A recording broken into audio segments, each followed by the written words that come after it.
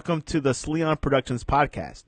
If you haven't yet, please subscribe in all our channels, and if you are on iTunes, please leave a rating and a review.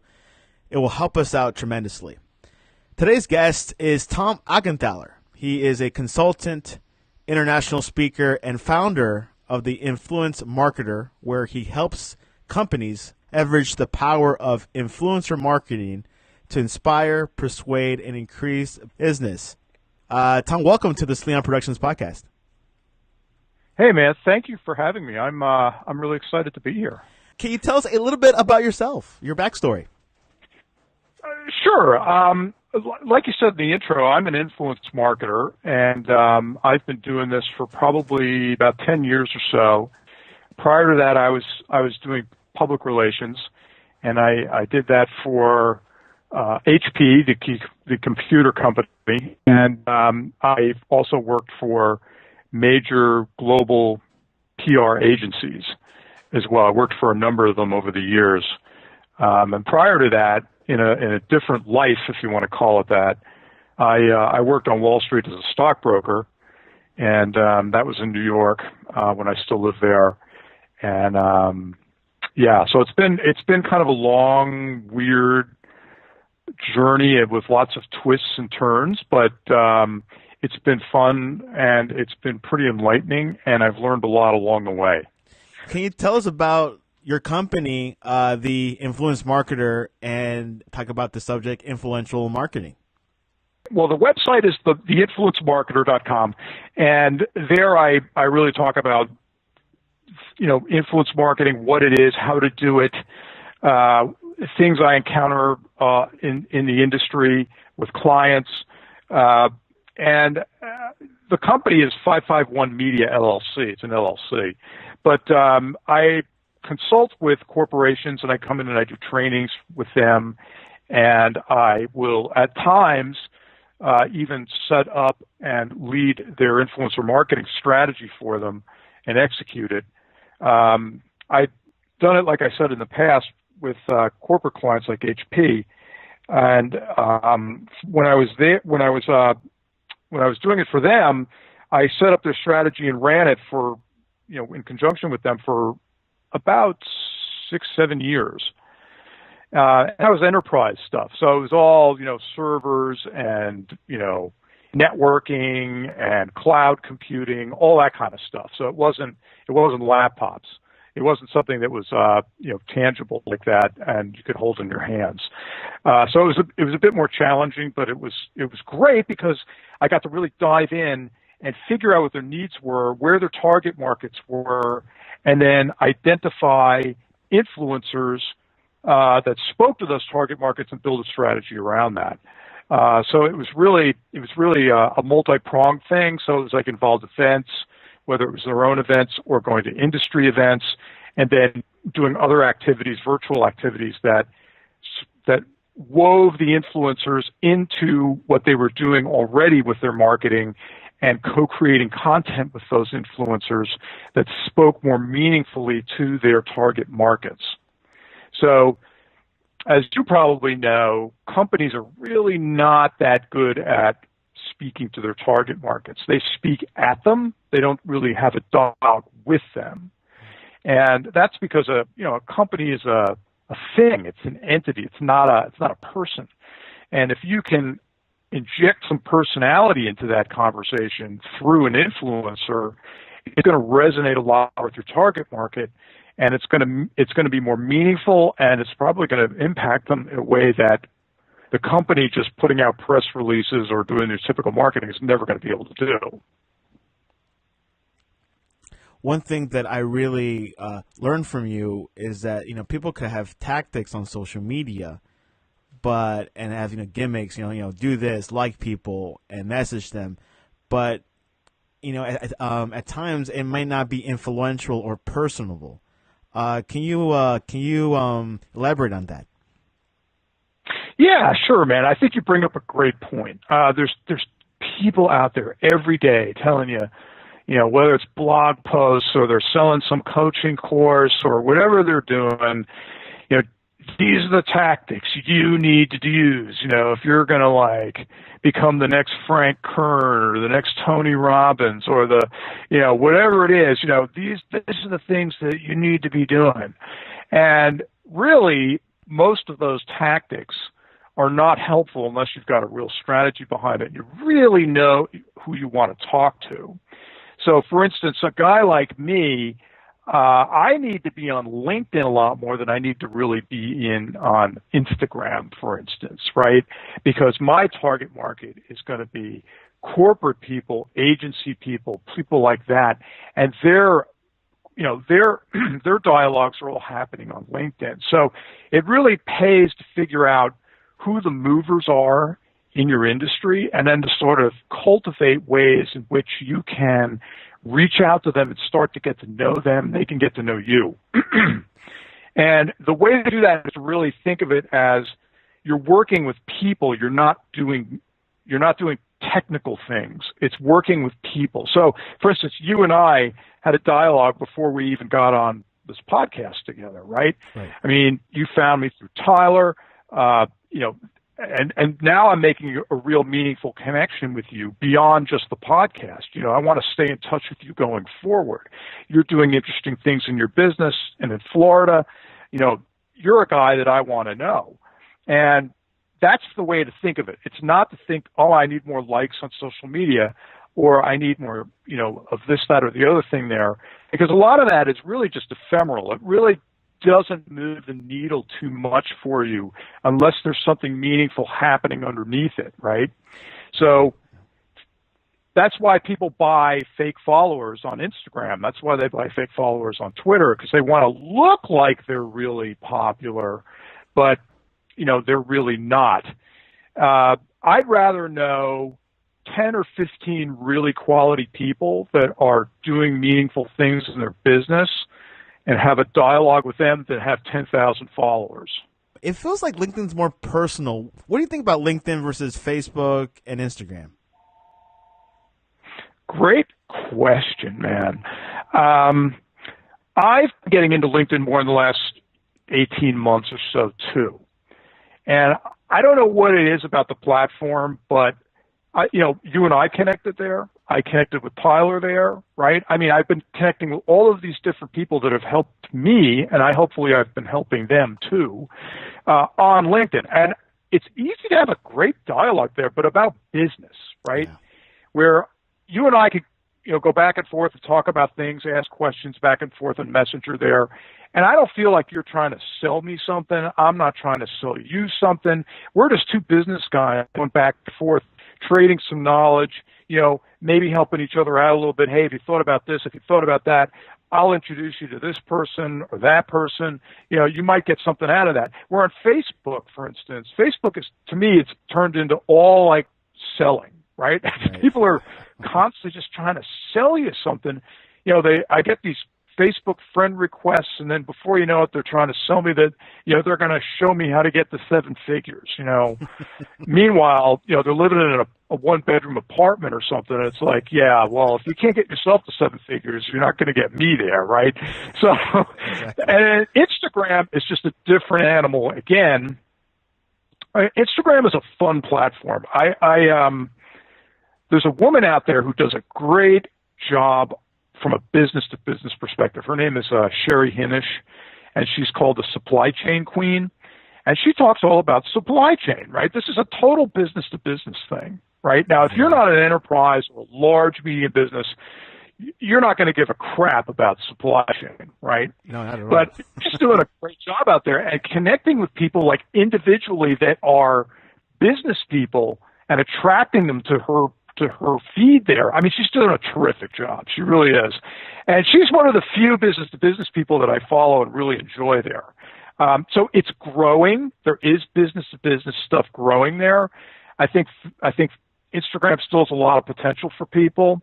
I think people look at it, though, from the wrong perspective. They look at Instagram and they say, oh, my gosh, I want to be an influencer on Instagram and have 100,000 followers and then be working with brands who are going to throw money at me, and then I'm going to be able to travel the world, and make seven figures and lead this lifestyle. And it's really not like that. A lot of Instagram influencers are using it as a part-time job. It's not a full-time gig for most of them.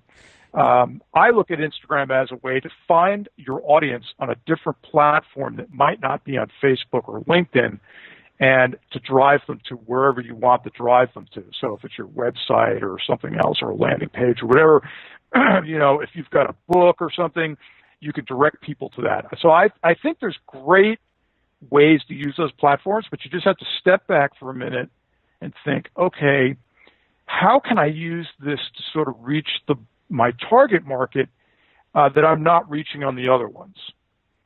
And who do I need to connect with there? Who should I reach out to? And don't reach out to them just because they have big followings. Reach out to them because they're really in your niche and they speak to the people that you want to speak to.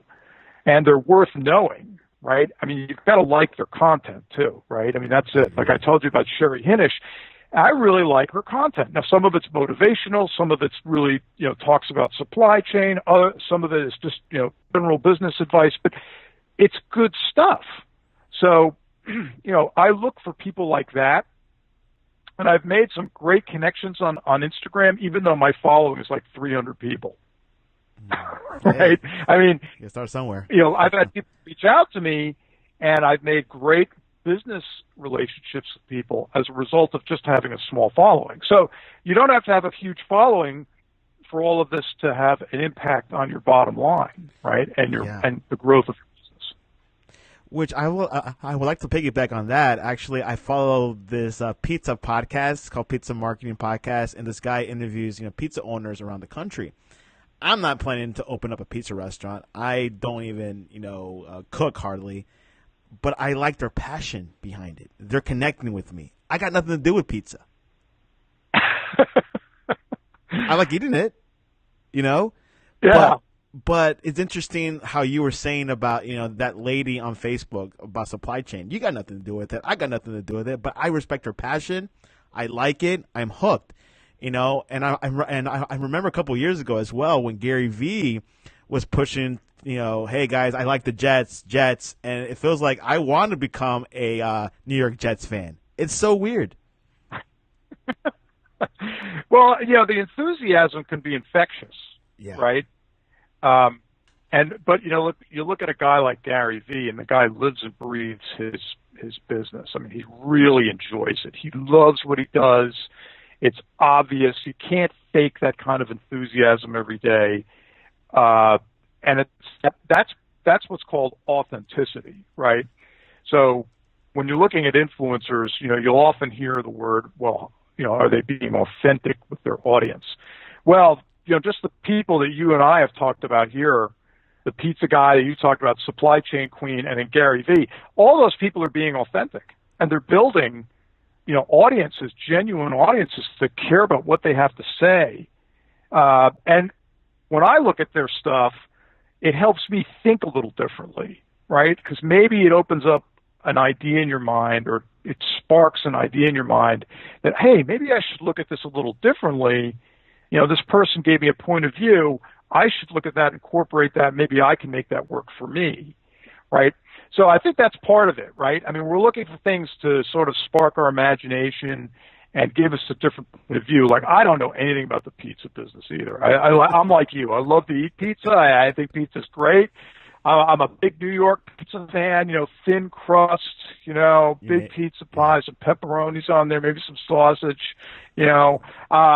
love that stuff. But I mean, as a business and as a marketing thing, I don't know anything about it, but I'm going to check it out after you've told me about it because it sounds kind of cool, right? Yeah, I mean, exactly. And this is what this podcast, like this whole topic is called influential marketing. Are you speaking to an audience? Are you speaking to people that are not interested, but that could be interested in the future? Right.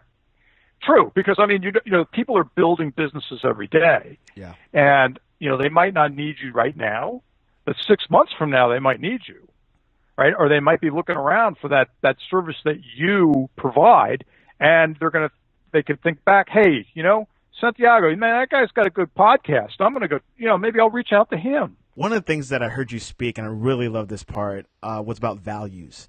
How important is values in your life and in business?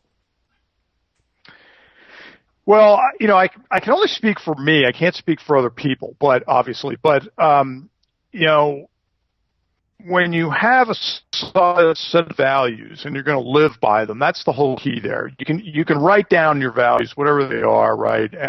But if you're not going to live by them, then they're not doing you any good. So you've got to live them. You got to live them and breathe them. And at times, that can be really difficult to do. Let me give you an example. I was a big company. I was working there. I had a great team, right? I was on a PR team, and the management changed. Okay, so it was a sudden, swift change in management, and this new woman came in to like oversee our department. And I could tell right away the minute I met her that our values did not align.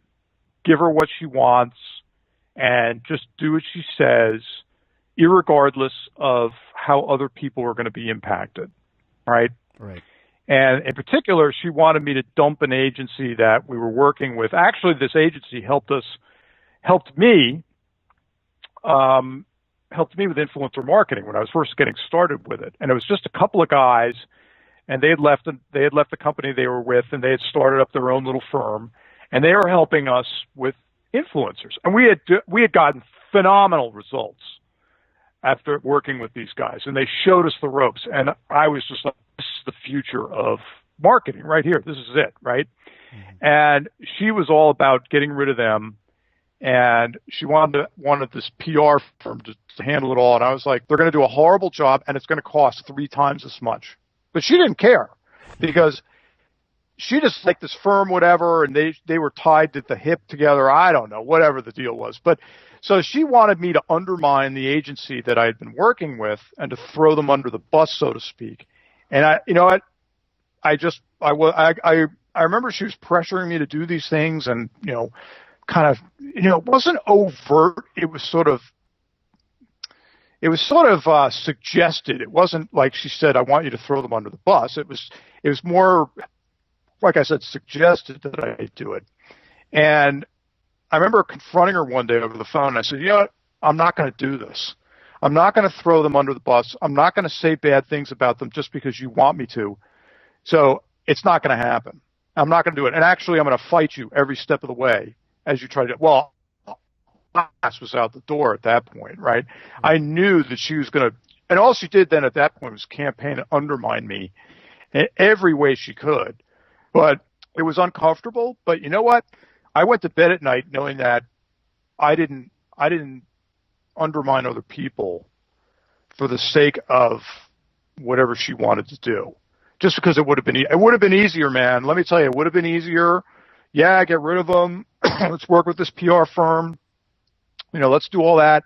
Let's do all these things. Let's say bad things. I wasn't going to do it. And I was, she really made it very uncomfortable for me to work there. So I eventually called her up and I said, look, you don't want me here. I don't want to be here anymore.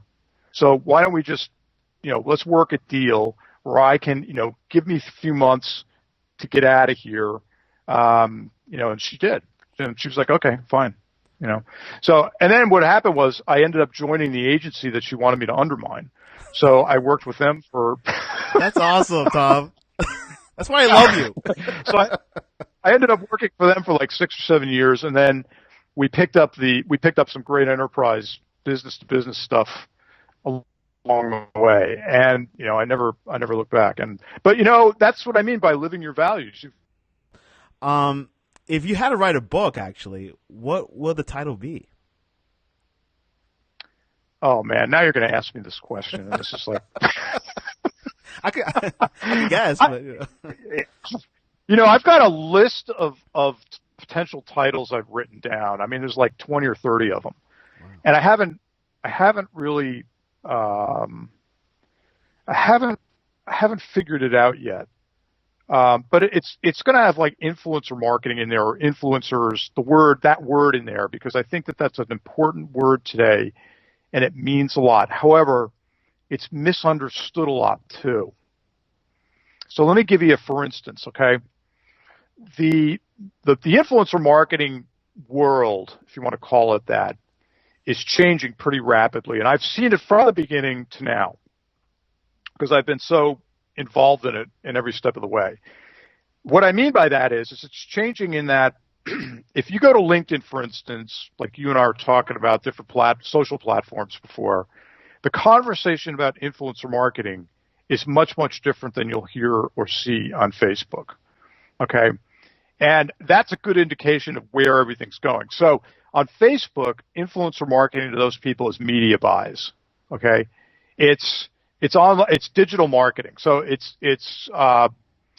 just buying some space on an influencer's Instagram feed, and it's hopefully going to drive some awareness and traffic back to your landing page or your affiliate or whatever you're selling, whatever you're marketing. That's the way to look at it. So it's an advertising buy, right? It's a media buy, right? You're just buying a small piece of a small billboard, but that billboard speaks to your target market is looking at that billboard, right? So instead of a billboard by the highway, which is like consider that traditional advertising, right? It's just a giant billboard. You see these things, 1-800-lawyers, whatever it is. Especially lawyers. Or some car thing or whatever it is, right? And it's just a general advertisement to the general public. Well, these media buys, these people are doing are very specific and they're targeted, which is good, but it's just media buys. It's not influencer marketing. Okay. So you're just buying space on an influencer's feed. That's all it is. There's no co-creation of content for the most part. There's no content that's going to resonate any longer than maybe 24, 48 hours, right? The kind of content I'm talking about is something that if you co-create a series of blog posts or something or videos with an influencer, that content is long-form content and it can resonate with your audience for months, if not years, right? Right. So, look at a guy like Tim Ferriss. Tim Ferriss is somebody I've worked with in the past. And, I sat down at dinner with Tim, so I've got a feel for Tim. And Tim is pretty much, he's just what he says in his books and the way he is on his podcast. He is that way. And, Tim told me, look, I'll create long form content and put it out there knowing that, it's probably not going to resonate today or tomorrow, but 6 months from now, a year from now, 2 years from now, it's going to be more relevant. That's the way to really look at, co-creation of content, right? Now imagine if you're doing that with somebody like Tim Ferriss, right? If you're co-creating some content with him, now every person that he's got on his podcast is in a sense co-creating content with him, right? You and I are co-creating content right now. This podcast episode of yours is probably going to be available for the next couple of years at least. It will. Right? Yeah. So people can find me, they can learn about our conversation, they can, and this content is going to resonate with people for a long time. A media buy is just good for a specific period of time. It goes away, boom, done, right? Right. Advertising is very ephemeral. It's got a time limit, boom, gone, and then it's on to the next thing. The next way that influencer marketing has changed a little bit is called influencer relations. This is the way PR people deal with influencers, right? They have a new product announcement. They got to get it out there. They get it out to the press, the reviewers, blah, blah, blah, blah, blah. Now they need some influencers too to look at it and everything else. So they'll deal with them for a while doing that. Or maybe there's an event going on and they want to invite some influencers to the event. Or if the influencers are already at the event, maybe they want to meet with those influencers while they're there and kind of pitch them on what they're doing, that kind of thing. That's influencer relations, really. It's just building awareness. Right. And there's nothing wrong with that. It's perfectly fine. But if you're going to really use influencer marketing, you've got to do something deeper, right? You've got to do something that's long form content. Like I said, it's getting your spokespeople on the influencers podcasts. It's co-creating blog posts with those influencers, videos with those influencers, right? It's not only getting them to events and things, which is great, but what else are you doing that's going to speak to your target market in a much more meaningful and deeper way? And if you're, as a brand, even a small brand, you don't have to be a giant brand to do this. And you could be working with 5 influencers, and it could mean it could make a huge impact on your business, right? As long as it's those right 5 influencers. Wow. I'll give you one more example. Yeah, go ahead. All right, and Tim Ferriss talks about this, okay? Tim says, and I totally believe this because I've seen it happen myself, and Tim actually made it work for himself, okay? If you find the right influencer or the right small group of influencers, that might be all the marketing you need to do. Because if you look at how Tim launched his first book, The 4-Hour Workweek, the first influencer he worked with that was of size at that point in time was a guy named Robert Scoble. Scoble is still around. He's still writing about tech, blogging about tech, doing videos, whatever. Now he's more in the virtual reality realm. He's really jazzed by that. I've learned a lot about virtual reality because of Robert. But Tim worked with Robert directly. Robert talked about the 4-Hour Workweek, and that, boom, that's what really gave that book the launch, right? The 4-Hour Workweek got started because Robert wrote about Tim's book, recommended it, and then Robert's audience jumped on the book, went after it, read it, and they started talking about it. And that's what really where Tim's audience started to build. And then he went to speak at South by Southwest. I met him there at South by Southwest one year. So, I mean, that's the kind of stuff that I mean. It's like you don't need 1,000 influencers to make this work for you. You could just work with a handful, of just the right people, and it can really start to resonate and drive significant ROI for you. What is your favorite business book? My favorite business book is a book called Pitch Anything by Oren Klaff. And in it, Oren tells you how to pitch business deals, right, and win them. But he puts it within the perspective of a social framework. So what I'm talking about. When you go in and you're pitching a new client or something and you're walking into their office or something, you are immediately in a beta position because you are now within their environment. And, they have a waiting area, and then, and then you're ushered in, and, would you like some coffee, some water or something? And you are clearly in a low status position. So what he shows you is how to flip that, right? So that you're not in the low status position anymore, but you are at least equal, if not superior in some cases, to them.